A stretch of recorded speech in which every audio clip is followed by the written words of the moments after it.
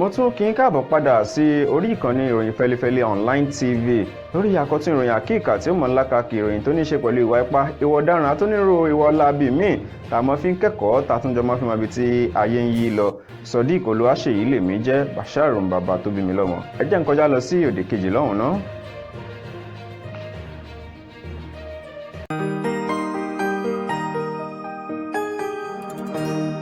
ìròyìn Feli-feli TV àjààbálẹ̀ làwọn ìròyìn ti wà máa wò lóòrèkóòrè.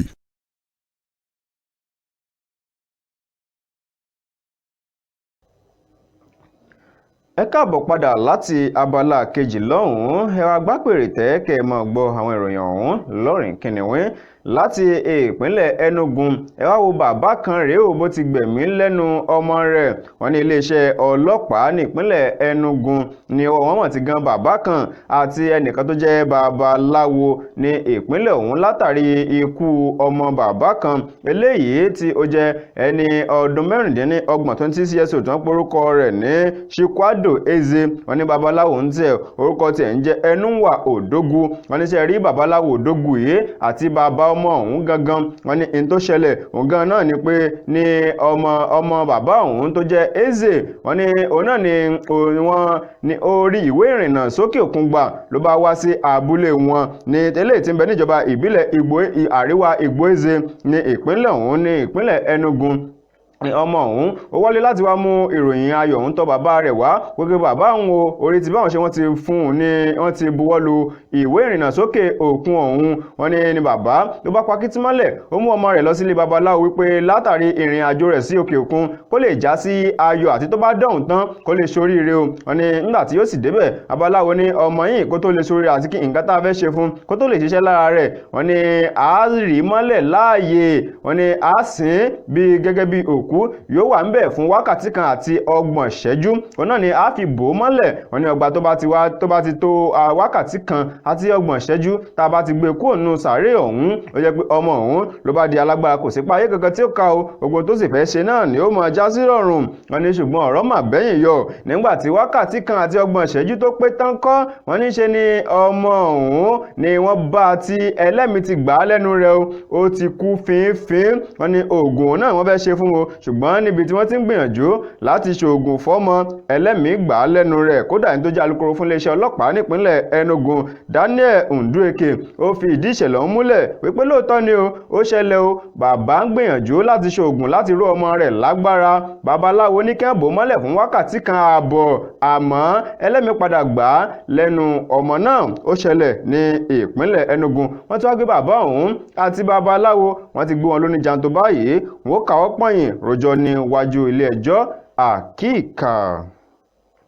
láti ìpínlẹ̀ Ondo eléyìí tó tún lákàkì ń bì òun náà ni ìròyìn ọmọkùnrin kan tó jẹ́ alágbàṣe tí mo báwọn èèyàn ṣe iṣẹ́ àgbẹ̀ ní abúlé kan ní ìpínlẹ̀ Ondo níjọba ìbílẹ̀ Ìdànrè. wọ́n ní ṣe kí ni àrùn tí arákùnrin ṣe ń ṣe ló mọ̀ gbẹ̀mí lẹ́nu ìyàwó rẹ̀. wọ́n ní ilé ẹjọ́ gíga tó fìkàlẹ̀ sí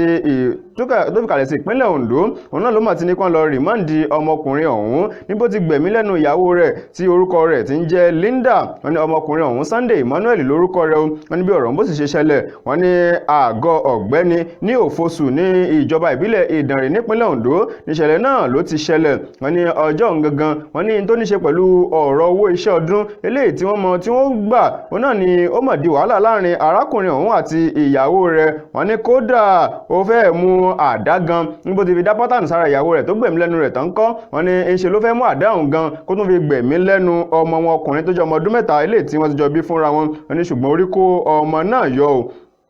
lẹ́yìn èyí ń kọ́ òun náà yẹ pé ọmọkùnrin ló fẹ́ gbìyànjú láti fẹsẹ̀ fẹ́ ṣùgbọ́n àwọn tí ń bẹ ní abà nìkan bíi aago 5 àbọ̀ ìrọ̀lẹ́ ní ọjọ́ 7 nínú oṣù kẹwàá òun náà máa fi gbé ta o. wọ́n sì ké sí iléeṣẹ́ ọlọ́pàá wípé ẹ máa bọ̀ wá o ẹ máa bẹ̀ wá wo ohun tí ojú wa tún rí o. ọmọkùnrin alágbàṣe tí máa báwọn èèyàn ro ṣe iṣẹ́ àgbàṣe nínú abúlé ọ̀hún òun náà ló jẹ́ pé ó pa ìyàwó rẹ̀ o ó fẹ́ gbẹ̀mí lẹ́nu ọmọ rẹ̀ gan pẹ́lọpẹ́ àwọn èèyàn tó tètè ṣùgbà rẹ̀ òun náà jẹ́ kó rí ọmọ òun pa Sunday Emmanuel pa ìyàwó rẹ̀ ṣùgbọ́n báyìí ọwọ́ iléeṣẹ́ ọlọ́pàá ti tó kódà ọ̀rọ̀ ọ̀hún nígbà tó déwájú onídàájọ́ Ọlátẹ́jú Ọ̀dúnnúsì Fádèyí ó ní ọ̀rọ̀ rẹ̀ ẹ jẹ́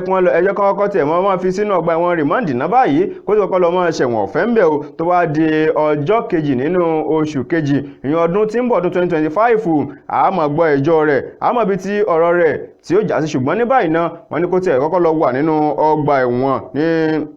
ọjọ́ kọ́ lọ wà nínú ọgbà ẹ̀wọ̀n Olókùta náà o wọ́n máa gbé lọ́bẹ̀ kó lọ máa jẹ ayé orí rẹ̀ nínú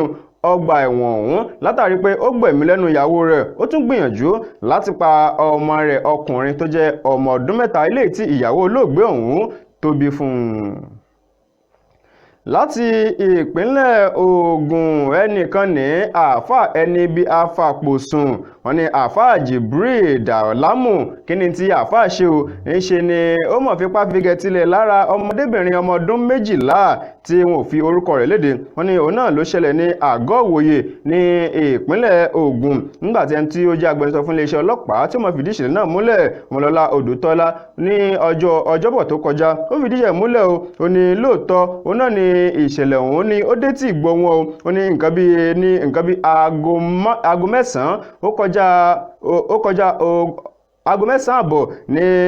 àárọ̀ lọ́jọ́ 22 nínú oṣù kẹwàá ọdún yìí òun náà ni bàbá ọmọ ọ̀hún tó mọ̀ tẹ́lẹ̀ wá sí àgọ́ ọlọ́pàá tó sì wá fẹjọ́ sùn wípé bàbá kan báyìí àlùfáà ni wọ́n ní àlùfáà Dàlámù Jibril wọ́n ní òun náà ní orúkọ rẹ̀ wípé ó fipá figẹ̀tilẹ̀ lára ọmọ òun kódà wọ́n mú ọmọ òun lọ sí ilé ìwòsàn tí wọ́n pe orúkọ rẹ̀ ní Lọ́fàǹkẹ́ hospital tí ń bẹ ní àgọ́ òwòye láti lọ ṣe àyẹ̀wò fún gbà tí wọ́n sì débẹ̀ ńkọ́ wọ́n rí pé lóòótọ́ ni o bàbá burúkú ọ̀hún ó ti fi ọ̀pá pọ̀lọpọ̀lọ tiẹ̀ ó ti fi pejò lára ọmọ náà wọ́n ní nǹkan bí nígbà tó wá di bí ọjọ́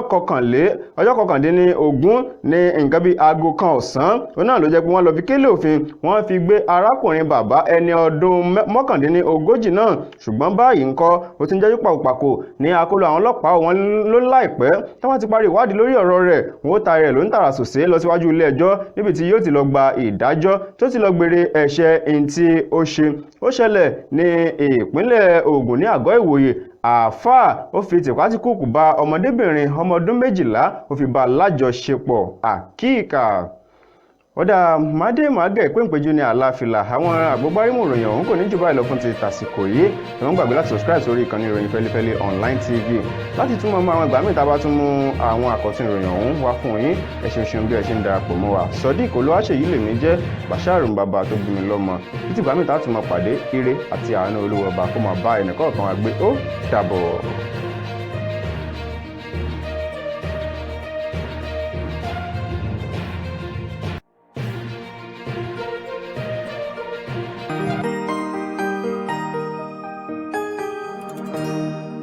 ìròyìn Feli-feli TV àjààbálẹ̀ làwọn ìròyìn ti wà máa wò lóòrèkóòrè.